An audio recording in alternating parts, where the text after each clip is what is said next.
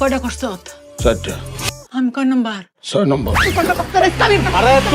একদিনে দুইটি নেবে 8টা বউ নিয়ে হাজির হচ্ছেন মোশাররফ করিম। মোশাররফ করিম মানে অন্য কিছু তা বুঝতে এখন দর্শকদের বাকি থাকে না। মহানগরের ওসি হারুন থেকে মোবারক নামার মোবারক ওটিটিতে দর্শকদের মনে এ সকল চরিত্রে দাগ কেটেছেন অভিনেতা মোশাররফ করিম।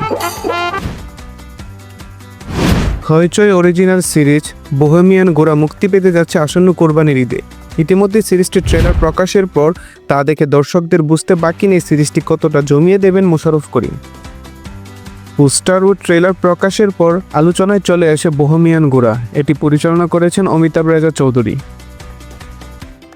সিরিজটির মুখ্য চরিত্র তথা ট্রাক চালক আব্বাসের চরিত্রে অভিনয় করছেন মোশাররফ করিম।